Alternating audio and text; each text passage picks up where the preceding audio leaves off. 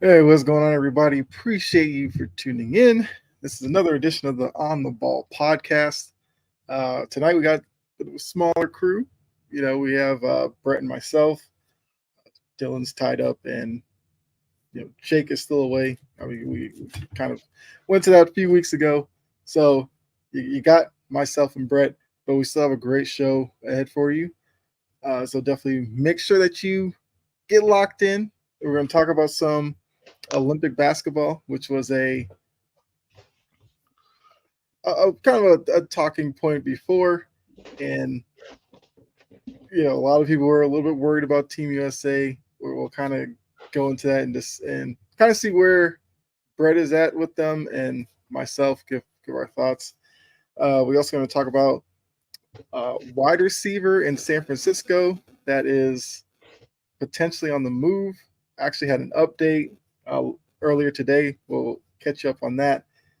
And since it is just Brett, no trivia necessarily tonight. For our fun, we're going to talk about a video game that's coming out in a couple of weeks. They released some ratings that a lot of people had some thoughts about. So we'll definitely get into that as well.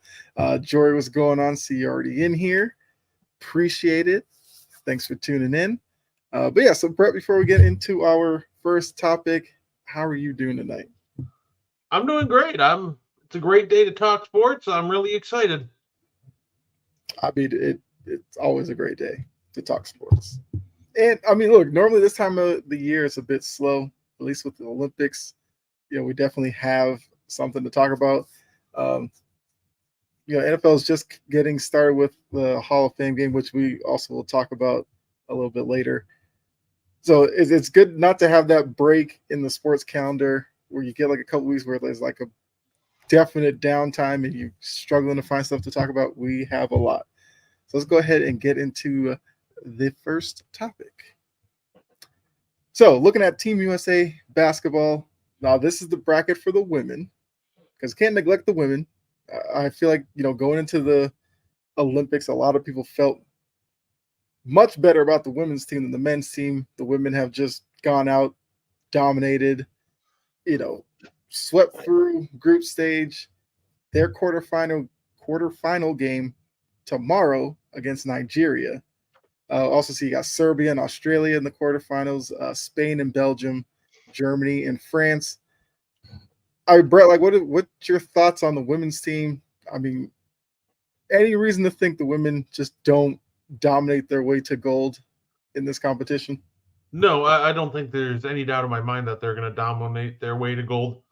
It feels like when it comes to the Olympics on the women's side, like there's some catching up to the USA to do. Like they're in Mm-hmm. that little like 1980s, 1990s stage right now where clearly the USA is ahead, and there's no doubt who's going to get the gold. I think there'll be some good games in there, but at the end of the day, I don't think the USA will really be brought wire to wire by any of these teams, and I think they should have the gold no problem. Jory says it's going to be a good game versus Nigeria. Yeah, I mean, I can definitely agree with that. I mean, kind of to Brett's point, I do think that a lot of these other countries, I feel like the gap is not like wide as ever when probably like a few Olympics ago, but the gap is still there. But there are countries that are definitely on the come up. I mean, I've seen Spain play, except for they're kind of a bit of a smaller team, but they play pretty well. That's why I think a lot of these other countries they have to find that balance that the U.S. has, where the U.S. has like a Brianna Stewart that's got some height and is very versatile on the wing. Like that's where a lot of these countries are missing players like that in the wing. You either have countries like China that have like dominant bigs, or you have Spain where it's a lot of small guards out there on the floor. So that's where a lot of those countries will find an issue. Trajan was going on when you have Brittany Griner. I just like tremendously. It's hard to lose to these teams with the size alone. I mean, you got Brittany Griner, you got Asia Wilson. Not a lot of these countries have Asia Wilson's just running around. So until kind of that happens, I mean, Australia used to have like Lauren Jackson and a few bigs like that, but I do think that it's slowly closing. But like you said, Brett, this is kind of like you said in the '90s when other countries really started building up their programs on the men's side. So it'll be interesting to see going forward in future Olympics who can necessarily close the gap the quickest. Um, all right. I mean, I guess any other thoughts on the women's game? I guess a team you think could give the U.S. the best game.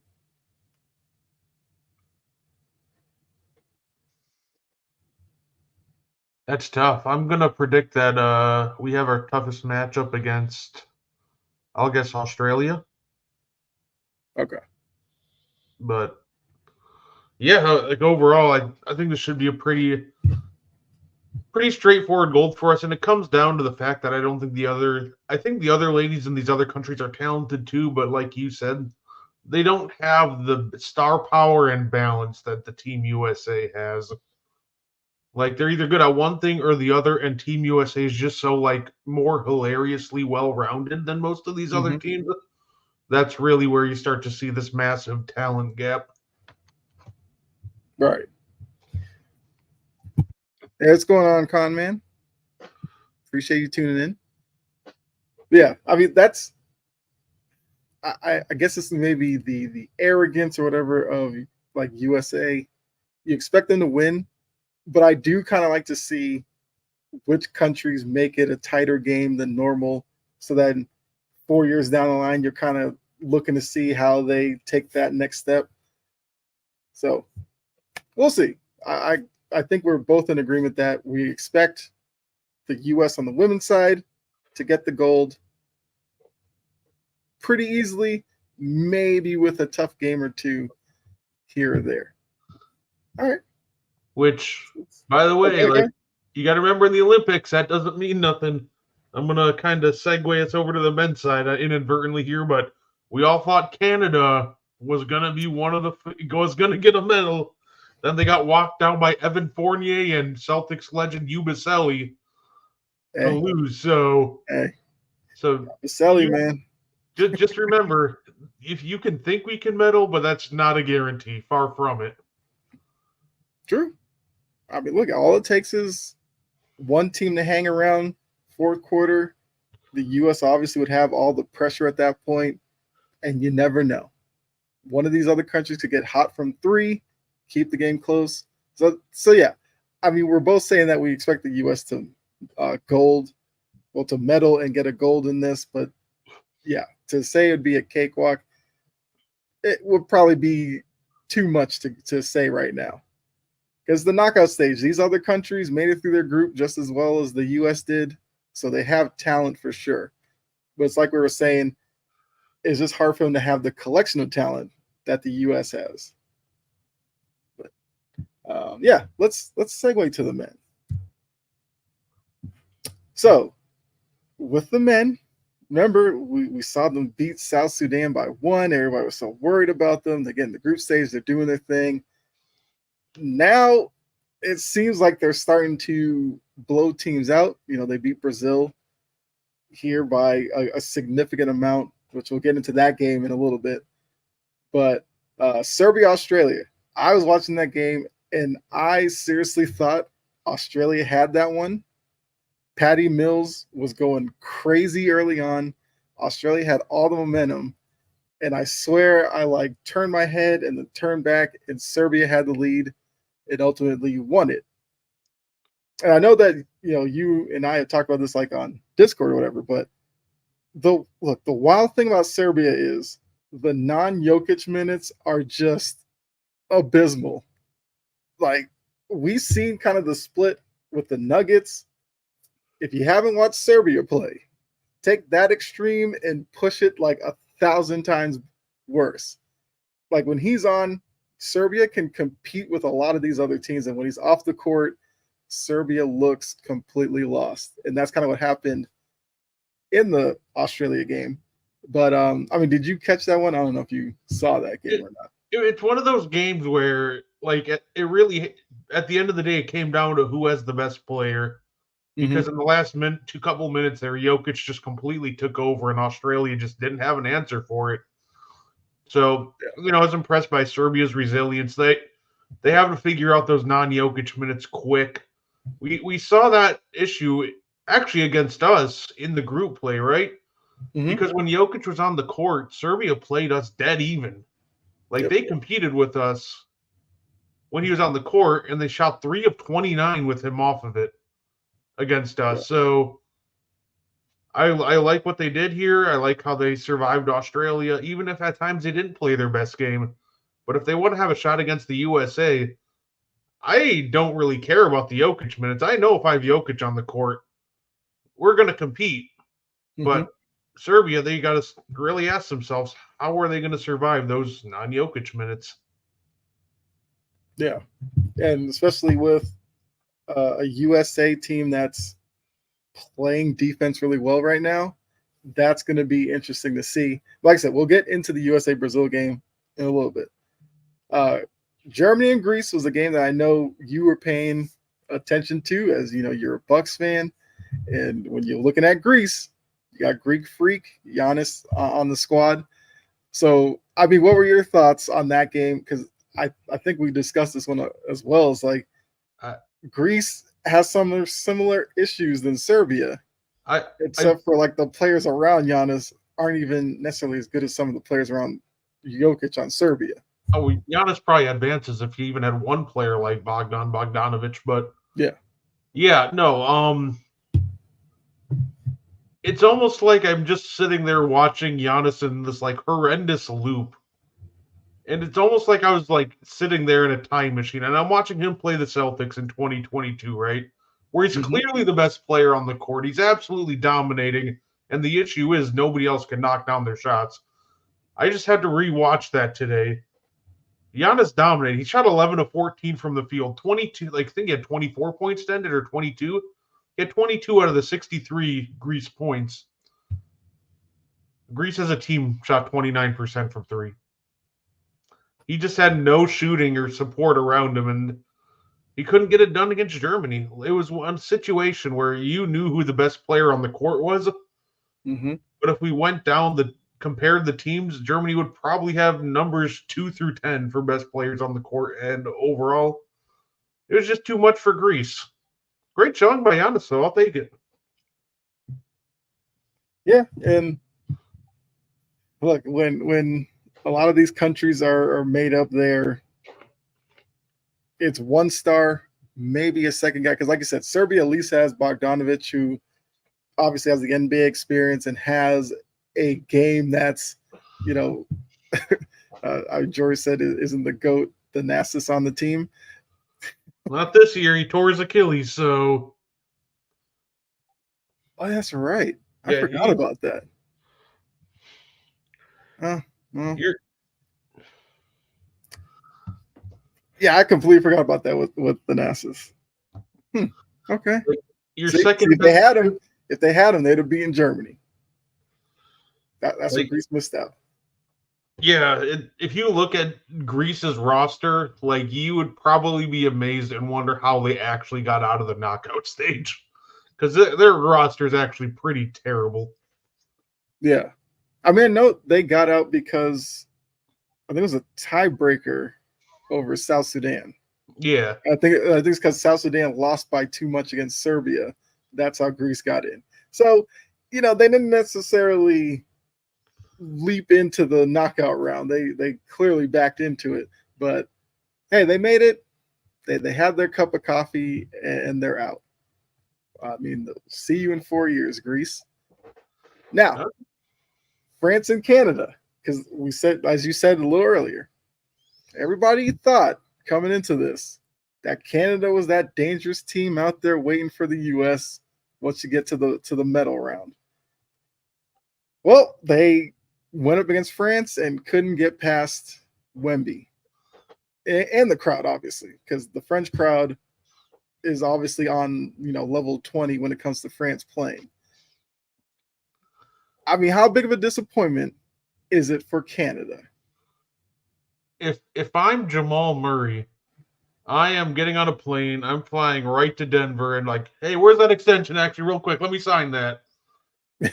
He looked abysmal, and that's Yeah. putting it nicely. Mm-hmm. It is insanely disappointing for Canada. This is a team. Like, did you see what Wemby actually shot from the field today? I actually didn't. Actually, I'll look up that number right now. He was 2 of 10. Rudy Gobert played 3 minutes. That's not a game you can lose. Right. You clamp the best player. The DPOI is dealing with an injury, and he only played 3 minutes. And you're telling me you couldn't pull it off against Yabusele, Evan Fournier, like what? Like Nick Batum? Like I get it, those are some NBA players, but like this Canada roster: Lou Dort, SGA, RJ Barrett, Dwight Powell, Dylan Brooks, Trey Lyles, Kelly Olynyk, Kyle Burst, Jamal Murray, Nemhard, Nickel Alexander Walker. Yeah. That is all NBA level talent Yep. compared to like France maybe having like 5 or 6 guys. So to me, this is just an insanely disappointing loss for Canada. And if I'm a Nuggets fan, I might be starting to get a little worried about Jamal Murray because he just hasn't looked great ever since the playoffs. Yeah, that is actually, something that I was assuming that the conversation was going to go towards when talking about Canada. The Jamal Murray, when he hit the bubble and did his thing there, everybody assumed like Jamal Murray is going to just take off and become the superstar. And it's almost like he's gotten stagnant while slowly kind of declining a little bit. And yes, if you are a Nuggets fan, it has to be a little troubling because especially when you look at France, and we all know how legendary Evan Fournier becomes when he puts on that France jersey. It's one of the more frustrating things about that guy because I saw him for a couple of years in Boston and he struggled to even know what he was doing on the court. But you get him in international competition and he turns into like Ray Allen all of a sudden. And some of these international guys kind of do that. Like Patty Mills, I know Patty Mills has had some big scoring games in the NBA, but like when he's with Australia, like that dude is unstoppable. But for Jamal Murray, and like I said, this is an opportunity for a Canada team coming off of the World Cup where they were feeling themselves after, knocking out the US in that competition to then back it up with this performance isn't what, Canadians were expecting. And you read through that roster, nothing but NBA players there. And especially being led by SGA, who was a runner-up in MVP. Yeah, if you get Wemby to shoot 2 for 10, that's a game you should blow out France in. Like France has to be looking at this like, okay, we dodged a bullet there. What are the odds that Wemby goes 2 for 10 again? So for France, you're feeling really good about yourself. So I guess looking ahead, like I said, we're going to go back to the USA and Brazil because I do have a graphic for that one. So France and Germany are up next. Who are you expecting to take that one? I'm gonna go with you know what, they survived, and I think France has a bounce back game, and they face the USA in the finals. I think we get a fun little Wemby versus USA finals duel. Germany, Serbia, third place game is going to be great. I will say though, watching Germany, Mm-hmm. the Orlando Magic should straight up consider trading for Dennis Schroeder because him and the Wagner brothers have like really insane chemistry. Mm-hmm. And honestly, if I were them with Schroeder being on like a minimum contract, I would absolutely consider like trying to get him and seeing if you can translate that because even if you can translate some of that magic onto your bench unit, that's probably one of the better bench units in the league. So, I mean, it's an interesting point. I feel like when looking at Orlando, I've kind of been saying like they do need veteran presence. They're very young all across their roster. They had their taste of the playoffs last year. But what really bogged them down against Cleveland in that first round series was point guard play at times, not being able to get them into sets, probably not getting the ball out of Banchero's hands sometimes when Banchero kind of forced some shots on offense. I guess, yeah, if you brought in a Schroeder type of guard, like I said, with the connection with some of these German players, that would work. Now, Jory does bring up something here. Problem is, ego is too big. If he provides a big enough spark off the bench, he'll think it's time for him to start and he'll play like it. I think that's kind of always been something that's followed Schroeder a little bit. I mean, Atlanta, it became him versus Jeff Teague. They had to make a decision because Schroeder was playing too well off the bench. I think Boston was a bit of an issue. So, yeah, I mean, if he can go to Orlando and kind of understand what they're trying to build and fit into it, fine. But if his plans are to go there and to try to fight his way to the starting job and then try to turn it into his party, then, yeah, if I'm Orlando, I'd be like, I'll take my chances elsewhere. Yeah, no, that's fair.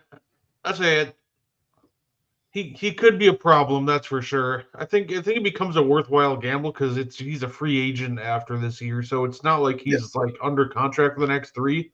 I do very much understand Jory's point, and it would be a risk, but I also think it'd probably have higher rewards than a lot of people would think. Like if he's willing to accept his role and just ball out with like Mo and Franz on the anchoring a bench unit, Mm-hmm. it's a risk, but I think there's some very high rewards there. Right. So before we talk about USA and Serbia, do have to talk about USA versus Brazil. So we saw them beat up on Brazil 122-87.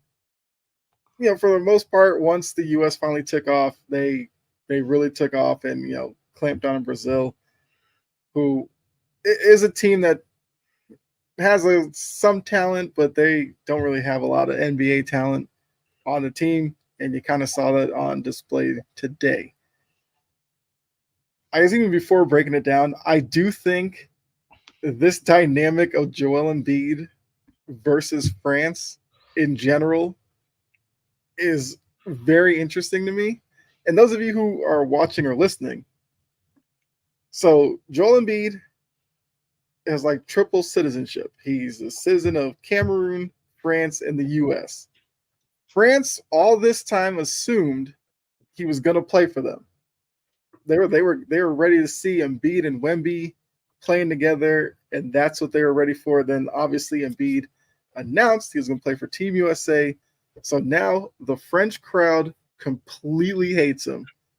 Every time he's on the court, he touches the ball, they boo him.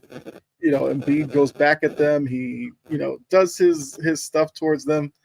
And I feel like if we do get France, US in a final, I think that crowd is going to be electric. And I feel like that, for that reason alone, I'm kind of rooting for it.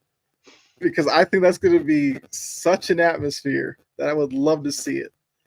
But yeah, so I just wanted to add that in there because that's been kind of like a underlying thing with this Team USA team that the French crowd just hates Joel Embiid. They love everybody else. They hate Joel Embiid. I think Joel Embiid even said like the fact that they boo him means he's really good. And yeah, whatever. He did the Joel Embiid speak. So, but yeah, so looking at the game, just to give you like quick stats and then let Brett kind of give his thoughts on the game. Obviously, nobody really played too many minutes, but you got 17 from Anthony Edwards. Anthony Davis had 13. Durant with 11.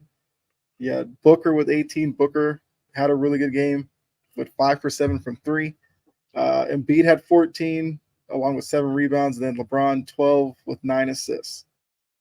Then some other guys in there, Bam had 9. Tatum with 5. Derek White 5. Halliburton with 2. So everybody who played scored. So yeah, like Brett, what'd you think about it? I mean, what did you like about what Team USA did? Was there anything from this game that you are worried about going forward? I'm just gonna say Embiid on France would have been fun just because we would have gotten to see Wembanyama at small forward. That'd have been quite the Yeah, lineup with Embiid and Rudy. yeah. Um, there's nothing I'm really worried about going forward. It it's tough when we talk about Team USA because it's like you think they're so much better than everybody, but they're not. The world has closed the gap considerably. I do Hmm. think that this is a gold medal team. I think Joel Embiid finally playing well might start to silence people. He was kind of the big question mark in this whole thing. Get tunnel vision, wouldn't look to pass it to open guys, trying to foul bait. But if they get this like more locked in version of Embiid, making quick decisions, I don't think they'll have an issue with anybody for the rest of the tournament. And overall, this was a great win over Brazil. Yeah. I mean, I do agree because even when I watched them, I really paid attention to the Embiid minutes because when you're looking at Anthony Davis, you're looking at Bam Adebayo, defensively they're just different. They don't do the drop coverage because they're able to push up on guards and continue to run with them on the perimeter. Embiid plays drop coverage because he just has to. If he commits too much up the floor, guards will go around him, and then he's just out of position. So the fact that he is kind of producing more offensively, because that's another area where he struggled early on, and it was just like he looks slow defensively and offensively, he looks like he doesn't fit in. It just became, why does Embiid continue to start? Why does he continue to get minutes? But now recently, it seems like he's figured out, when to go for his mid-range shot. He's taken a couple of threes as well. He posts up. So I don't know if maybe the French crowd has finally gotten to him and it's forcing him to play better because then it gives him opportunity to go back at them and egg them on and everything.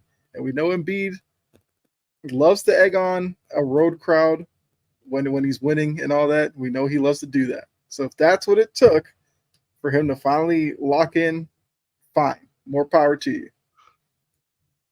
I mean, I still might worry a bit about him defensively if the U.S. goes up against a team that gets really hot from three, and Embiid continues to do that drop coverage. But for right now, I would say they're playing about as well as they have in the lead up to this Olympics and through the group stage. Like this was probably their most complete win. So I got to definitely give him and the team a lot of credit for that. Yeah, like against Joel Embiid, I'd get worried about a team getting hot from three, but in general, I wouldn't worry about it too much because, Right. well, let's face it, that's what Bam and AD are there for, right? To be the more Exactly. versatile defenders. So even if a team tries to attack the drop, all right, timeout, Bam, get in here. And Right. you're not going to try that on Bam because he can switch 1 through 5. AD can switch very well on good guards as well. Mm-hmm. Yeah, I mean, actually, like that forward lineup that they throw out there of AD, Bam, and Tatum, like they have been locking down perimeter players, and they are so tough against these other teams that, yeah, if Embiid is struggling and you have to start funneling those guys in, then yeah, the defense completely turns up at that point. I mean, you got Derek White who is still doing his thing like he showed with the Celtics. Holiday, very good defensively. So when this team wants to lock in, like they lock in and actually clamp down on some of these teams. So yeah, the U.S. does play Serbia next. How do you feel like that game goes? Because like you said, last time they met in the group stage, when Jokic played, they were dead even. Jokic sat for a couple of minutes and it became a blowout. So unless Jokic plans on playing all 40 minutes, why would the same thing not happen this time around? In all reality, I think Jokic very well might play just all 40 minutes next game because this is, a must-win game for him, and this is Mm-hmm. he can afford to rest a little against Germany or France or whoever he ends up running into in that final game. He's not going to be able to sit against the USA. Their bench is way too good. Yeah. That just can't happen. So I don't see Jokic sitting a lot of minutes. And the key to USA winning that game, I think, is really simple. You got to be aggressive attacking the rim. We know if the Jokic isn't one thing, he's not a rim protector. You Yeah. guys got to collapse you got to play inside, and then once the defense start collapsing, then start kicking it out for threes.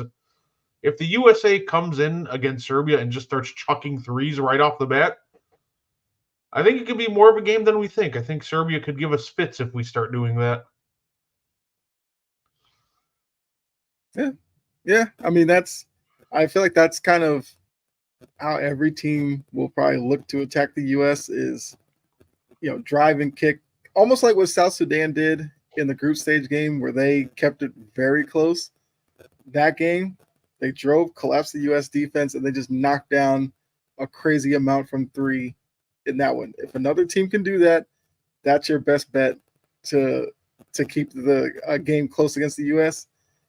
I don't know if any other team is able to do that because that South Sudan team, if they threw it up, it was going in, and that's where that game became really close. So I don't know if I doubt Serbia can do it.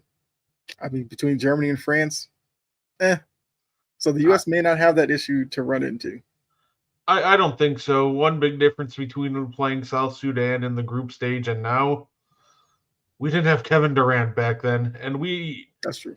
we saw us match up again with South Sudan with Kevin Durant, and we were blowing them out by 20 at half. So even just having him in general is just tips the scales in our favor, and the fact that we're just bringing him off the bench, there's a reason our bench minutes look as good as they do, and a lot of it is just, hey, here's a 7-foot demigod scorer that can do everything on a basketball court.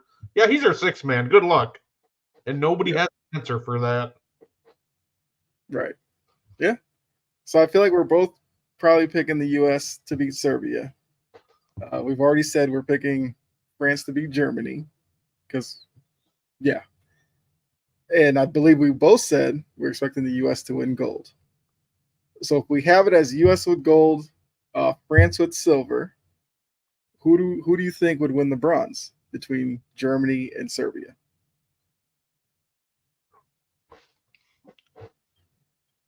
I'll go Serbia. I think it's another. I'm going to go with another situation where I think would see a lot of Australia versus Serbia in this one. I think Germany would fight, but at the end of the day, I think the best who it's going to come down to who has the best player, and I think Nikola Jokic would come in clutch in the medal game and at least make sure Serbia walks away with a bronze. So I think it's going to go U.S. gold, France silver, Serbia bronze. Yeah, I actually tend to agree with you there. I do think Germany could make it very interesting because, like I said, the Wagner Schroeder thing is a legit thing with that team. But yeah, in a matchup like that, you figure Jokic will do all he can to at least secure the bronze. And who knows, Bogdanovich will probably have a pretty good game as well. So all right, we all kind of agree on how the men's will play out. Before we go to the next one, like. How enjoyable have you found the Olympics so far, even if it's just like outside of basketball? I'm not gonna lie, I've only watched basketball. Okay. Look, that some people kind of just lock in on certain sports and that's what they watch, and I completely understand that. Like I'm one of those nuts who's like watching diving or was that like skeet shooting thing randomly, like on a day.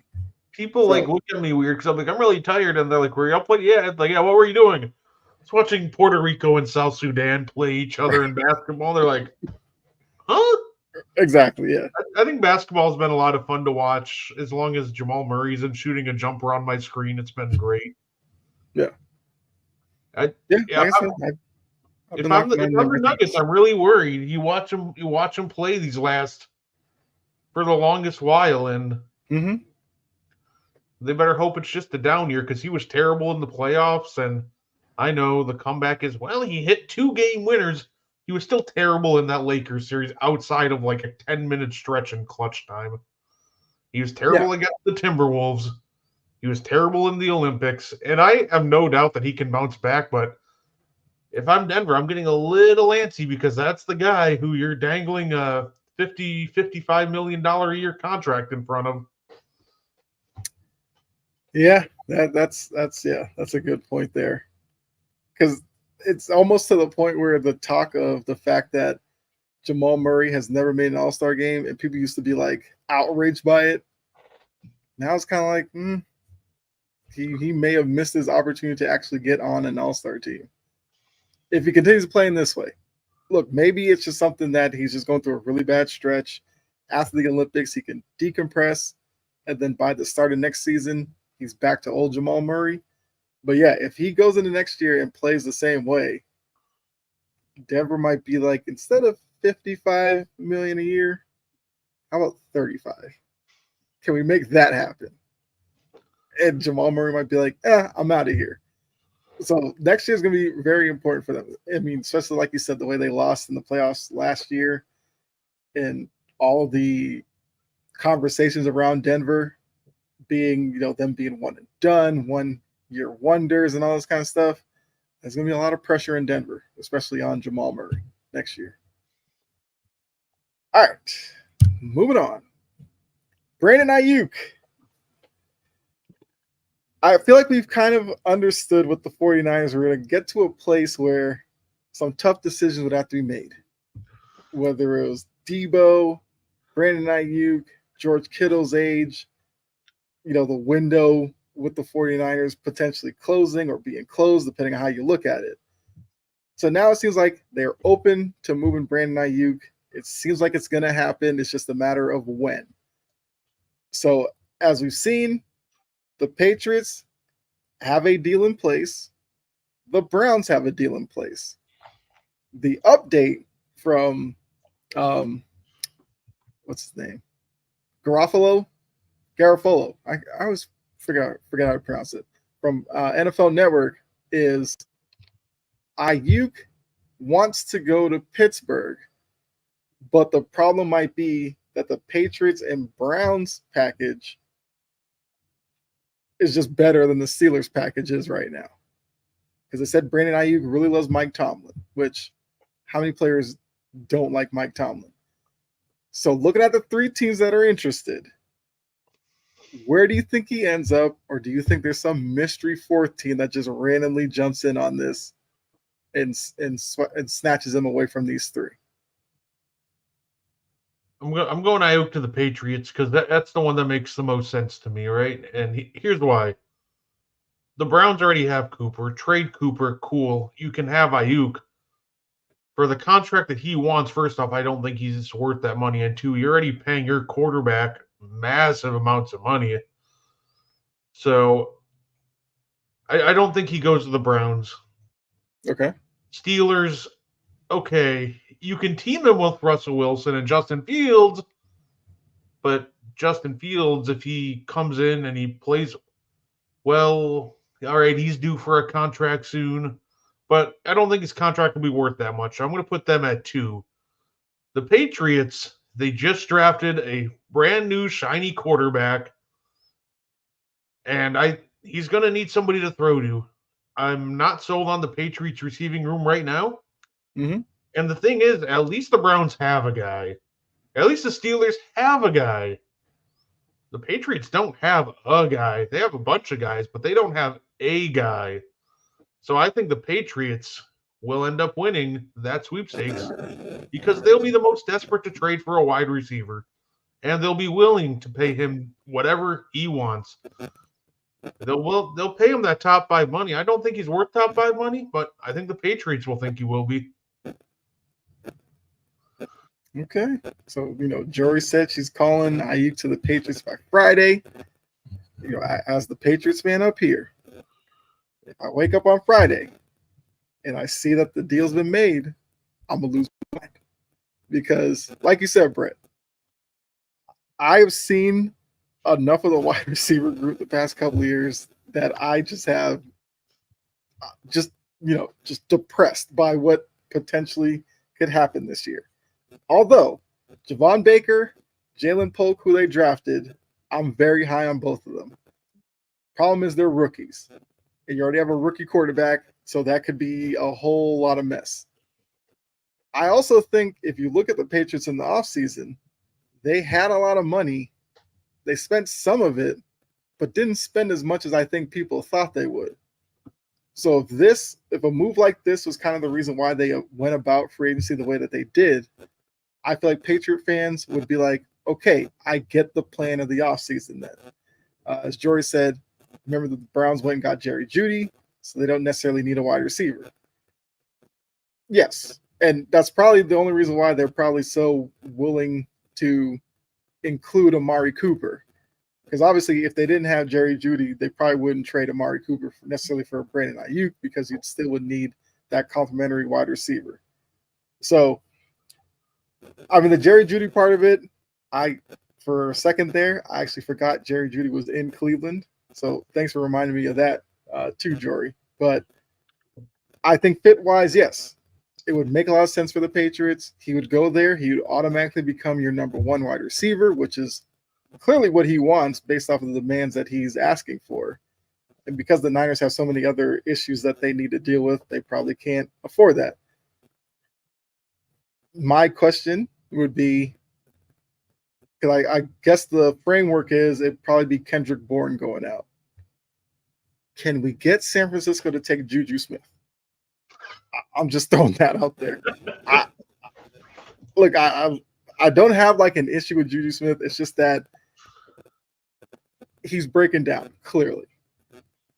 And I get why the Niners went Kendrick Bourne. You know, they used to have him, then they let him go, and they have a chance to get him back. And he's obviously the more talented wide receiver, even though he's coming off a knee injury of his own. If the Patriots manage to do it and Juju's gone as well, I'll throw myself a party. I'm calling that right now. But yeah, I kind of agree. Probably because I am a Patriots fan, I would love to see the Patriots get him. I do think the Steelers part of it is really interesting because of how much he loves Pittsburgh. You know, would the Niners do him a solid and try to get him there? I don't know what the Steelers would offer in return. That would be interesting to see. I mean, what do you think the Steelers would have to give up to get Aiyuk? Because it seems like the Niners obviously want like a wide receiver in return and picks. But I don't know. Do the Steelers have a first-round pick this year? I'm just trying to figure out, like, what receiver would the Steelers give up in return? Like, yeah, that's the part that I'm, like, questioning. Because they already moved Deontay Johnson. It's basically George Pickens and nobody. Right. Like, I don't even know how Pittsburgh would get it done. Like, are you going to sell them on Van Jefferson, Scotty Miller, or Quez Watkins? Right. Like, doesn't seem like it. You're going to force them to throw in more picks to trying to. Yeah, I don't see that happening because obviously the Niners want a receiver to replace Aiyuk with. So yeah, it's probably just Patriots and Browns. Steelers is just because that's where Aiyuk wants to go, but the Niners have to do what's best for the Niners. That's what's best for Brandon Aiyuk.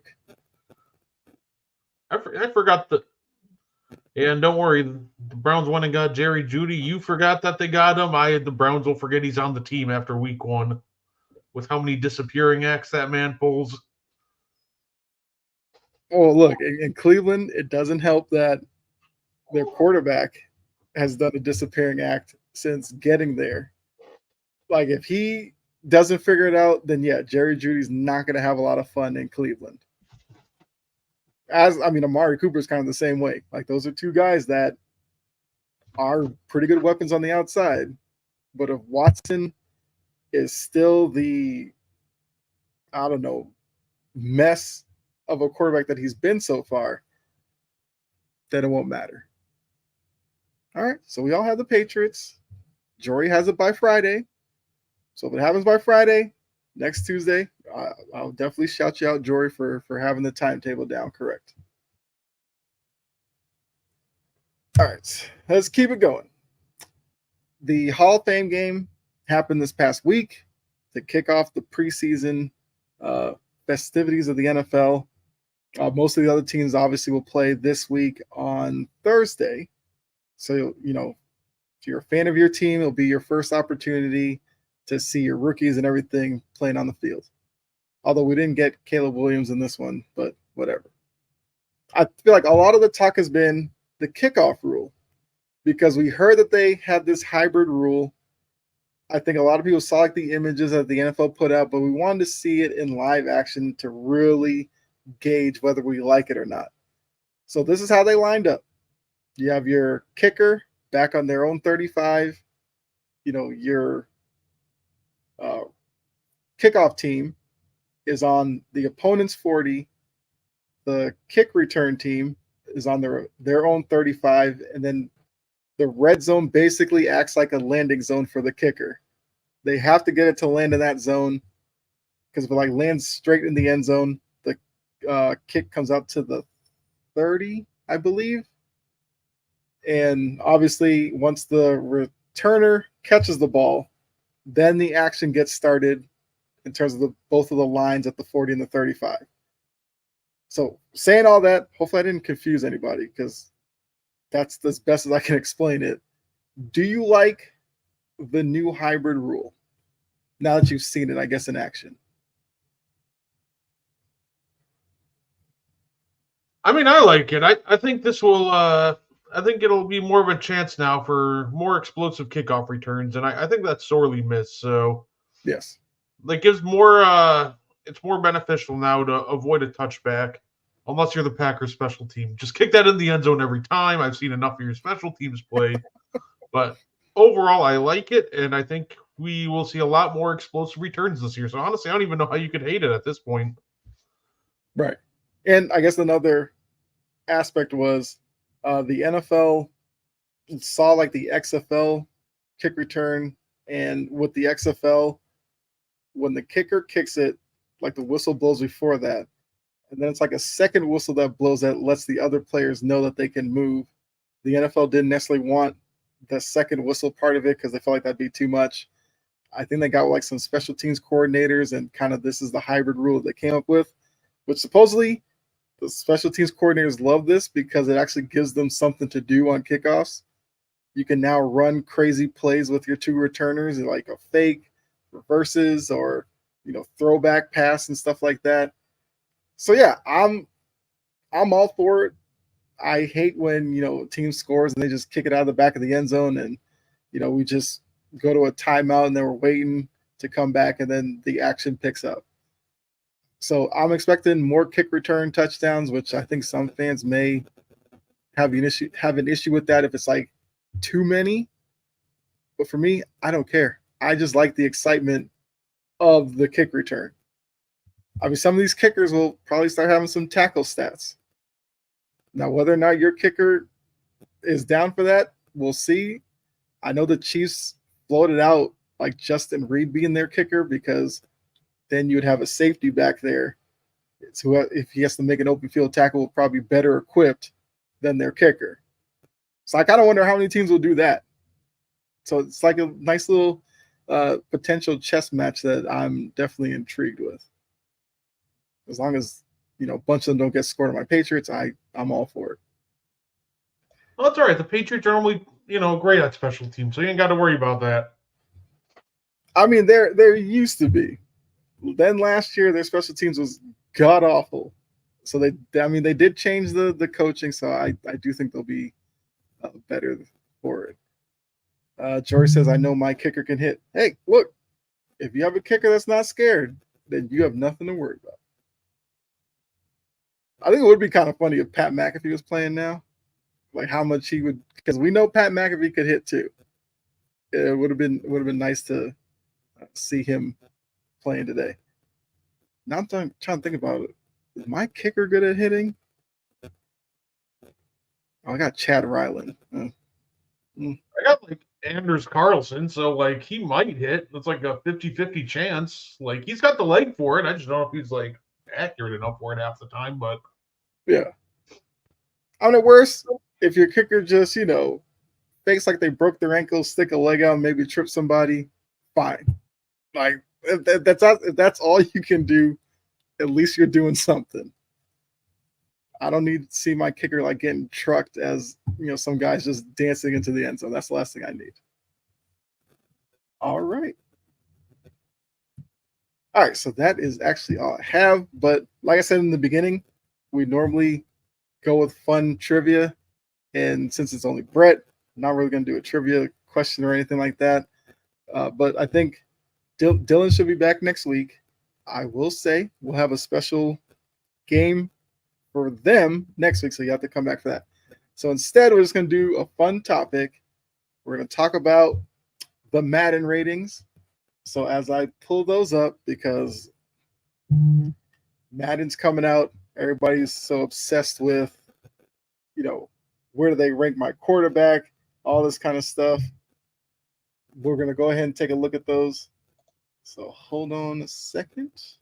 It's all right. The NBA 2K ratings aren't any better. They got Mikal Bridges and Cam Thomas ranked the exact same overall, which is hilarious to me. They're both an 83 overall.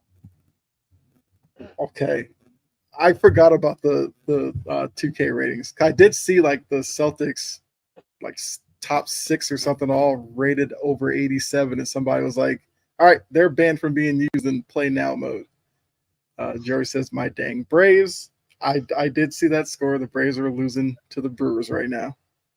My Red Sox are losing 1-0 to the Royals. So yeah, I've been paying attention to all of that. I don't know if it's contend, but my Brewers are winning. That's right. You are a Brewers fan. I mean, Trajan, if he was still in here, he's a Brewers fan as well. Madden ratings. Because obviously we'd love looking at certain position groups, which obviously get the most conversation. So I got quarterback. We'll just start with the hard hitting one. Thought you were gonna pull up long snappers. I mean, we could say that for next week because that might take 2 hours to dissect long snappers. And there we go. Obviously got these ads and everything, but so according to EA, the brilliant minds at EA, yeah, Patrick Mahomes is a 99. We already know that's going to be a thing till the end of time. But Lamar Jackson, according to EA, second best quarterback at a 98. Sure. Well, I'm sure we'll discuss that here in a second. You got Joe Burrow third at 93. Pretty big drop off from Lamar Jackson to Joe Burrow. Then you have Josh Allen, Dak Prescott is a 90.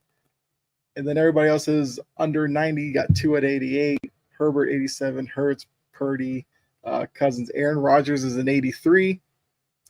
I'm sure Jet fans are crying all across the nation because their golden boy Aaron Rodgers is in a 99. But looking at just the top 10 that's there, what is your biggest gripe? I mean, Jory's already hitting on where you may go with this and where I'm going to go with this. 98. Let's be real here. How? Yeah, like I said, Brett, what's your biggest gripe? I don't. I think my biggest gripe with Madden will always be the hatred on young players. Like it's guys not even listed here, right? Like CJ Stroud is an 81. You watched last year and you're telling me he's an 81 overall? Yeah. Jordan Love, 81. What? And of course, like let's even look at the rookie class. We got the most touted rookie quarterback that we've seen in a minute. 76. Excuse me? And like Jory just said, Brock's an 85? Like, honestly, my biggest gripe here just might be Brock Purdy at an 85 and just being below some of these guys because that's just objectively hilarious to me. But I think my gripe with this quarterback isn't who's on this list. It's just who's not. Because you can't convince me these guys are better than CJ Stroud this last year and deserve a higher rating than him. Yeah. Jory's saying Levis is a 72. That kind of goes to Brett's point. Levis is a young quarterback. They're basically going to make him earn the respect of the rating. I mean, luckily, EA does do like regular updates to ratings. So if Levis balls out, they may bump him a little bit, and then maybe next year he gets a much better rating. I mean, yeah, because I know I actually can't remember what Drake May's rating was, but I think like Jacoby Brissett's a 69 or something like that, which it might be another rough year for me using the Patriots online, especially when everybody's going to be using the Chiefs and the Ravens. Although luckily, Patriots defense does get a lot of respect, so they are not. Yeah, played a whole 4 snaps. Yeah, I can't remember what Rodgers' rating was last year, but he was an a whole 4 86 snaps. last How year. no? He was like an 86 last year. But what I don't get is Aaron Rodgers loses like 3 overall for the injury, but Kirk Cousins tears his Achilles like 2 weeks later and does not lose an overall from last year.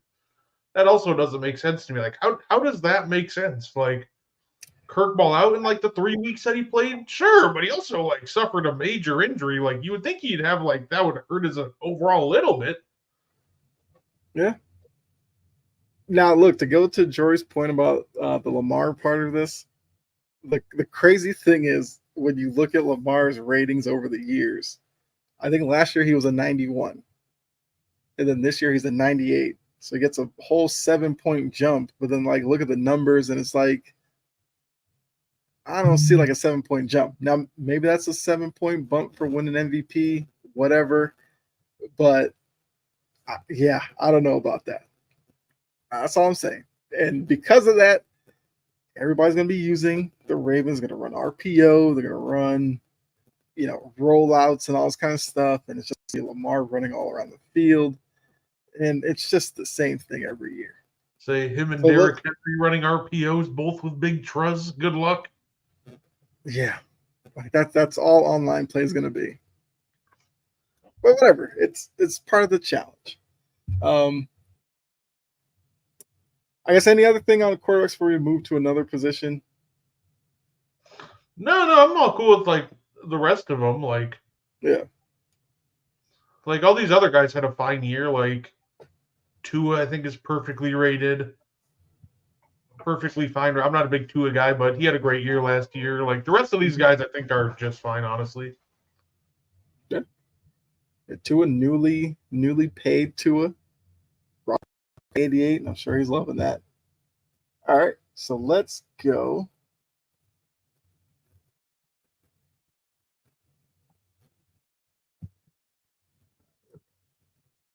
Well, obviously, we're not going to do every position group because that's kind of tedious.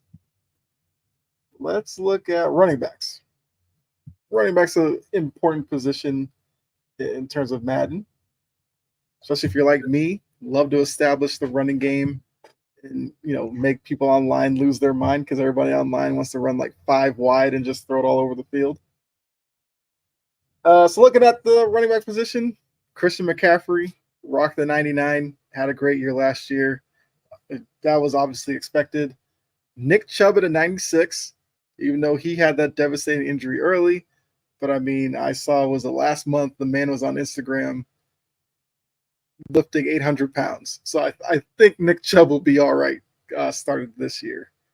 Derrick Henry's a 94, Barkley is 92, Mixon, ETN, Josh Jacobs, Aaron Jones, Kenneth Walker, Pacheco, Jonathan Taylor. You have any gripes with this running back list? I think if I had a gripe with anybody, I mean, I could have a gripe about Saquon being a 92 still, even though I don't think he played at the level of a 92 overall last year. But I want to look at the guy underneath him because I've watched Joe Mixon's stats like decline year after year after year. Mm-hmm. And yet he always gets this great rating. Like, all due respect to Joe Mixon, like he was literally last year was like one of his worst years he's had as a pro, 91. How does that make any sense? So if I did really my biggest gripe, it's probably Joe Mixon because I just think that 91 is just hilariously bad. Yeah, and I guess with EA they're looking at it as you had the Burrow injury last year. You had I mean, you have an offense that's geared towards their wide receivers. So they're probably projecting that going to Houston, a team that's going to be more balanced with their offensive attack. They still think Mixon will be pretty good. I mean, look, Mixon's been a guy who, like, I normally would pick up in like fantasy football because I was just, I guess, a glutton for punishment at that point. Because, like you said, his numbers have declined the past couple of years, but I still think he is a pretty good running back. Jory asked, did Jonathan Taylor even play?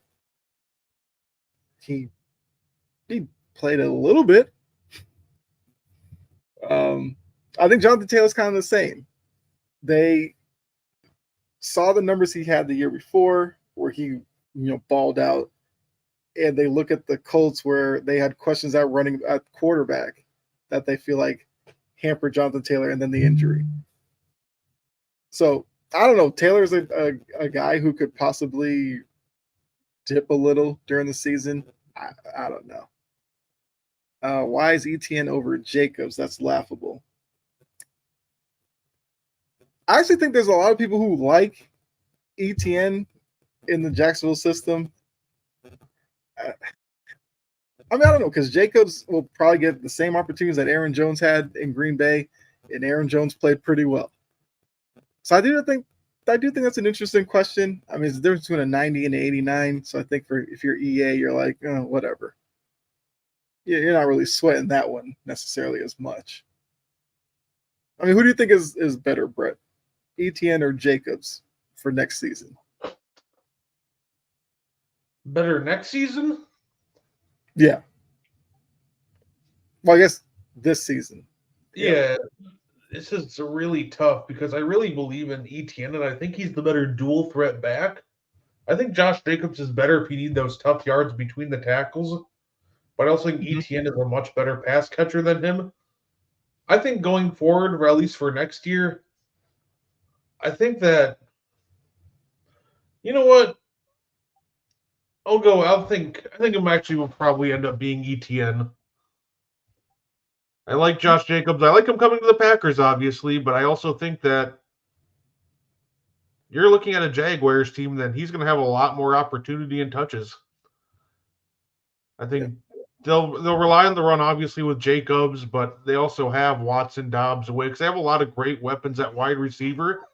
And when you're the Jaguars, a team with drop problems all last year, I think they're going to rely on the run game and lean on ETN more than the Packers will lean on Jacobs.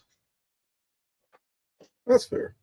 And look, the difference in the two might actually be the quarterback play, as you kind of alluded to. Jacobs will be playing behind Jordan Love, a guy that's a great season. Maybe defenses play against him in the past, which allows for Jacobs to have more running room, while ETN is dealing with the quarterback in Trevor Lawrence, who had a rough end to the season last year, and this season is kind of under the microscope for a lot of people. So it's going to be interesting to see how those two at the quarterback position affect these two in the running back position. So, look, Jordan, we may see halfway through the season that Jacobs is just playing better because the team might be better, or because Jordan Love is just having a better season than Trevor Lawrence. So, like I said, I think it's interesting to bring those two up. I feel like we should keep track of that. I think ETN probably puts up like more volume numbers, like he has higher numbers, but I think Jacobs will be the more efficient runner, just for the stark difference in how the difference in quarterback play and the receivers opening up the lanes for them. Okay, that's fair. All right, let's go wide receiver. That's always a position group that people like to look at as well. My biggest gripe, I'll tell you right now, is one ACL Odell being an 81 overall. They are still rating this man for one catch he had like 8 years ago, because I promise you, he has not played at the level of an 81 overall for like 5 years now. But hey, he made that cool catch against Dallas in like 2016 at Thanksgiving. So naturally, he's better than a lot of really young guys. He's better than the Packers' entire receiving core, apparently. Right. George said ETN can catch when sunshine is being accurate and not dumb. Yes. Don't blame all the receivers for those drops. Half of them were bad balls. I mean, look, I feel like with Trevor Lawrence, the second half of the season down the stretch when they were still somewhat in the playoff race, he did have some terrible reads that did lead to some turnovers. I mean, look, even that Ravens game, the scramble when he lost it when they were driving, like those are plays that kind of became normal at the end of last season that they definitely can't have happen this year. But yeah, so looking at the wide receiver group, obviously Odell's not up here around the top 10, so we don't necessarily talk about him, but that is true. He has ridden that one-handed catch for way beyond the 15 minutes of fame that he should have gotten for it. But hey, that's Odell Beckham. Yes, I got Tyreek Hill, 99, Justin Jefferson in 98, CeeDee Lamb, AJ Brown, Amon-Ra St. Brown, Devontae Adams, Jamar Chase, Stephon Diggs, Brandon Aiyuk. Okay, that says 49ers now. Could say Patriots come next week. Although if he ends up on the Patriots, they'll probably drop him to like an 88 because they just hate him on Patriots. I don't like it. And then you got the ageless wonders and Mike Evans and Keenan Allen rounding out the top 10. With Amari Cooper right there as a 90 as well. Do you have any issue with the top 10 for the wide receivers? I mean, like, I think this is actually pretty sane, and I think this is pretty fine. Like, I could probably argue for Devontae being like a couple overall higher. Ironically, I can argue Justin Jefferson to be a 99, I think. He's clearly still the best wide receiver in football. But overall, like, I don't hate this as much as I like hate other skill position groups. And my problem with like receivers isn't even like the top of the list. It's like way down at the bottom. I just think there's some really bad ones. Like Zay Flowers being 2 overall points better than Puka Nacua somehow after comparing them last year. I just don't see that. So, but yeah, top of the list, I'm fine. But once we start getting into like the 80s, like mid to low 80s, that's where I start having issues. Hey, look, clearly Zay Flowers got that Lamar Jackson bump. I guess. I mean, yeah, if you look at what Puka Nacua did last year, it is crazy to think that they rate Zay Flowers higher. Like Puka Nacua had like 1,500 yards receiving. That's crazy. I'll say he beat them in every like statistical category, and he's somehow worse than Zay Flowers. I don't got any beef with Zay Flowers, but I think they overrated the crap out of him in this game. Some may say they've overrated the crap out of the Ravens in general. I mean, now that you did mention looking down a little bit, I kind of want to see what they got going on down here. DeAndre Hopkins is an 89. DJ Moore. Terry McLaurin is 89. I love that for Terry McLaurin. He's one of my favorite wide receivers. Cooper Kupp, okay, Lockett. I love Tyler Lockett. Devontae Smith, Deebo Samuel, Jalen Waddle. I guess nothing too crazy yet. Mike Williams, Michael Pittman, DK Metcalf, Chris Olave. There he is. Godwin, Christian Kirk, T. Higgins, Garrett Wilson, Cortland Sutton. I know Flowers and Garrett Wilson are both rated 85. I might argue Garrett Wilson's better. I don't think there's an argument that Garrett Wilson's better than Zay Flowers. Yeah. I think there's only one guy that would argue that, and we know who that is. Tight ends list started a spat, and I had to bring out the encyclopedia. That's going to be the last this week we look at as the tight ends list. Let's see, Christian Kirk, okay. Yeah, Puka Nacua. Puka Nacua and Gabe Davis have the same rating. That seems pretty disrespectful. Like what? Man, Puka, they doing you wrong. Flowers should not be over T. I could make that argument as well. The fact that he and T. Higgins have the same rating is wild as well. Going on the Ravens hatred train. I think Kyle's already the captain of that train, so just hop on the board. I mean, there's always room. There's always room. Then yeah, after that it gets Calvin Ridley, 83, Nico Collins, okay, Pickens, Jacoby Myers at an 82, okay, Jordan Addison. Yeah, I don't have not too much crazy around here, but Yeah, and I think it's funny because I don't because I know you said tight ends is our last one, and the mhm. hilarious part to me is the other one that I found funny. The people do realize it's 2024 and not 24 like 2016, right? Like Mm-hmm. Bobby Wagner's not an 87 overall anymore. I respect the heck out of Bobby Wagner and all he's done, Yeah.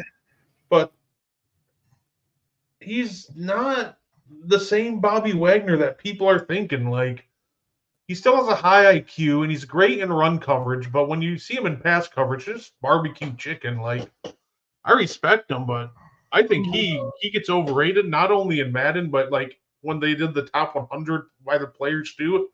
I think he was rated way too high in that. Yeah, look, I'm the same way as you. I find it hard to say anything bad about Bobby Wagner. He's one of my favorite linebackers in the league. But yeah, he's probably a bit past the prime Bobby Wagner that we all remember and love. So I definitely agree with that one. Right? Like, is he But really 20 to 30 spots better than Levante David? I'm going to go no. Not in the year Levante David is 2024. Levante David is like one of the underrated linebackers. He Let's probably see. Oh, shouldn't be, but he is. Kyle So Pitts George at said they put 83.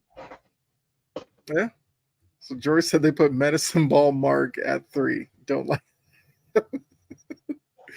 Yes, Mark Andrews is at number 3 at 94. Got Travis Kelsey as a 99. That's an obvious. George Kittle's a 97. Yeah. Mark Andrews is a 94. I mean, I will say out of those three, Mark Andrews is usually the third in line. Hawkinson is a 91.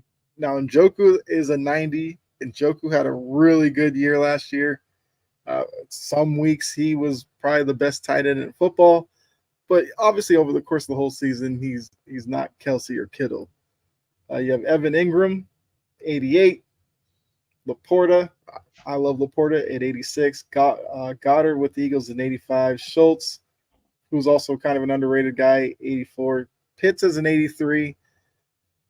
I mean, at least he has Kirk Cousins who can at least find him the ball. Desmond Ritter couldn't. So, yeah, he may jump up over the course of the season.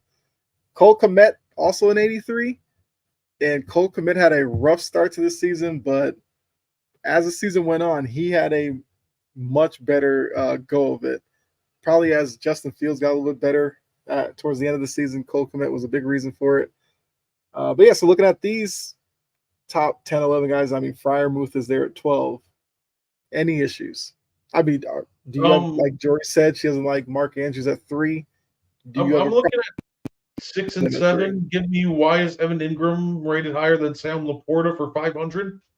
I think Sam Laporta was better Yeah, than Evan Ingram last year. And the other one yeah. I found that was really funny to me is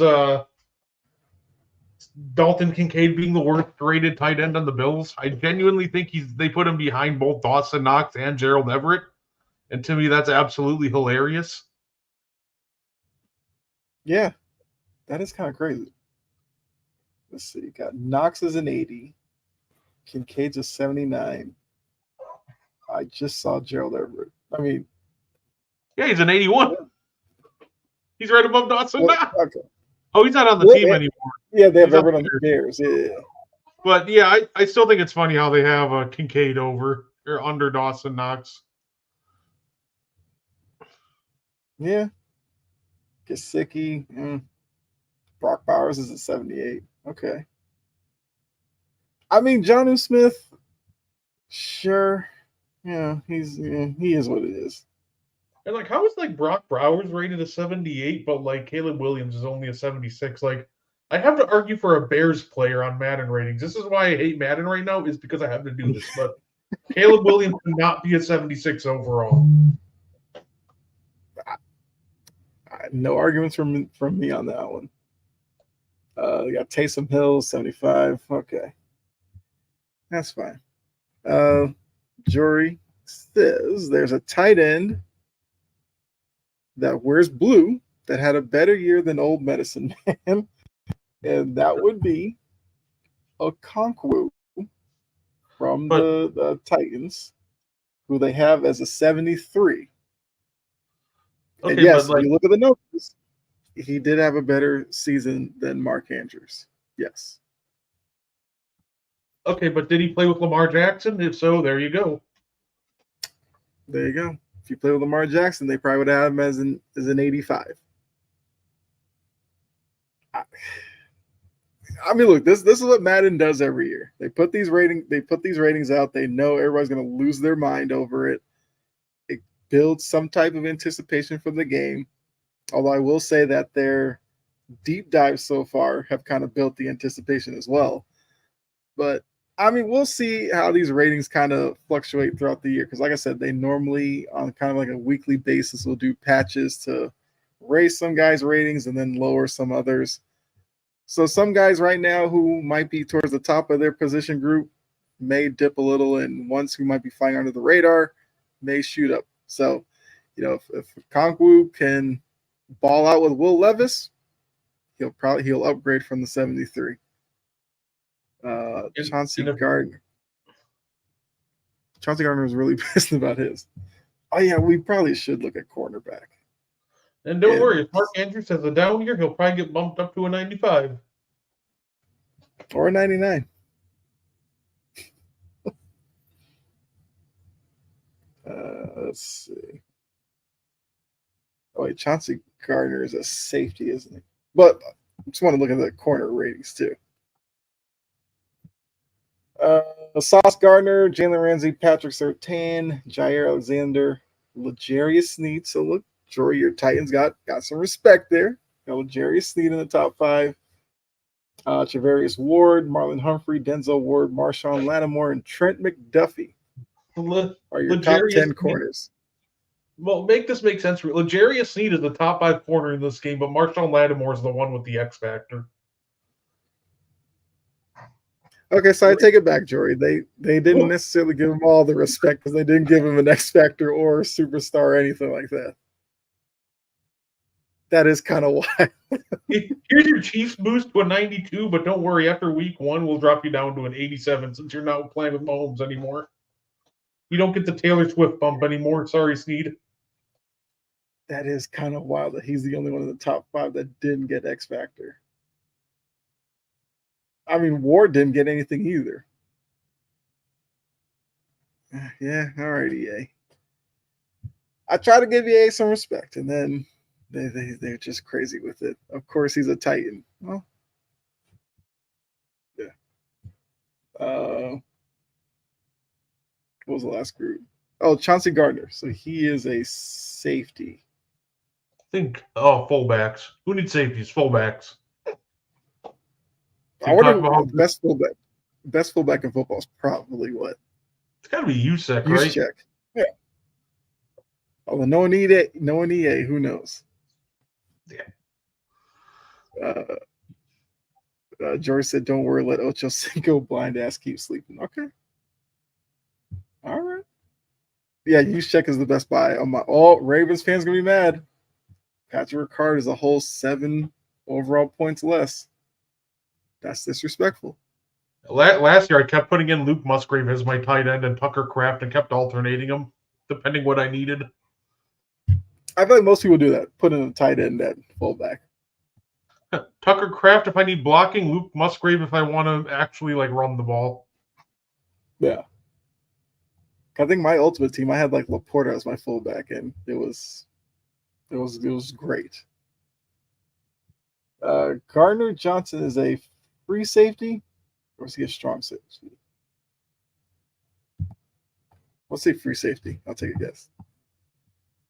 Jory said, "Let them birds stay mad." I completely agree with that as well. I think this is the one. Yes, this is the list because Gardner Johnson had all kinds of issues with some of these guys. So Jesse Bates is the best free safety in the game. Okay. Antoine Winfield, I don't think you'd have any arguments. Minka Fitzpatrick. Now, Gardner Johnson had an issue with Tyrann Mathieu, I think, being at number 4. I think he had an issue with Kevin Byard at 5. I think those are the two that he had the biggest issue with, were 4 and 5. Because they got Javon Holland, Marcus Williams, Jabril Peppers, love him. They paid him as well. He's up there as an 85. Xavier McKinney, and then Gardner Johnson is 10th as an 84. So if you are Gardner Johnson, would you have a beef with anybody 1 through 9? Like, as a pride thing, maybe, but his ass didn't play. There you go. He rode the sidelines the entire year. What did they want him to do? This year, play, and I'm sure they'll boost your rating up, like, after week 1. But I don't know what you expect Madden to do when you spent the entire year on injured reserve until, like, the NFC Championship game. Yeah. Look, it was a wild take from him. I appreciated Tyrann Mathieu going back at him. I thought that was hilarious. But like you said, you should be glad you were even 10th, especially the fact that you did not play most of the season. Like if you're Malik Hooker or, one of these guys, you might be like, how come I'm not rated higher than Gardner Johnson? But like we said, it is Madden. This is what they love to do because it does bring attention to the game. So, I don't know if we'll necessarily revisit the ratings necessarily later in the year, but some of these players will probably keep in the back of our mind to see how well they are playing once the season does start. Let me switch back to this view. There we go. Yeah, so that normally we'd have trivia at that point, but like I said, since it was just Brett, spared him from trivia this week. Just had fun with it, talking about Madden ratings. But yeah, I mean, Brett, anything you want to add before you get out of here? I know you got to go in a little bit because you got another podcast, so you let people know where they can find you. Yeah, I had a great time as usual. I always love coming on here every Tuesday. Check out my page, and if you're into professional wrestling, check out the Meaty Boys podcast coming up in 15 minutes. All right, there you go. Got Meaty Boys coming up. Wrestling. Look, wrestling is in. I mean, it's been a while. Like wrestling's been in a pretty good spot for a while. They're coming off of SummerSlam. He had a big return. You have like potential storylines. So I'm sure you guys will get into all of that. So like I said, if you're a wrestling fan, make sure you check out his page and everything for Meaty Boys. Yeah, for me, look, like I said, you see me on here a couple of days in the week. So make sure you like the stream, like the video, if you did. Leave comments as well, like Jory's done. Jory carried the comment section for like the second half or most of the show, so definitely appreciate you. Had some others that were in here as well because we love hearing from you all. We love interacting with you while we're talking about our topics. So make sure next week Tuesday you come back and jump in the comments and let's have some fun with it. Also follow, subscribe to Integrity Sports Network. We just brought up a Twitch page, so if you prefer to view us on Twitch, you can go over there and check us out on Integrity Sports Net over on Twitch for the same quality stream you get on Facebook or YouTube, but we do have Twitch now. So for myself and for Brett, and like I said, Dylan will be back next week. Make sure you're back here next Tuesday, 7 o'clock. We did start a little bit later today, but 7 o'clock normally for another edition of On the Ball Podcast. Enjoy the rest of your night. Appreciate that, Jory. Great show. And yes, you can check Jory and myself out on Friday for Passion and Precision. Like I said, Jory's been all in the comments. If you want to actually see her and hear her, check us out on Friday. Yeah, enjoy the rest of your night. We'll see you next week, and I'll see you actually Thursday for Bases Loaded, and then Friday for Passion and Precision. We're out of here. Good night.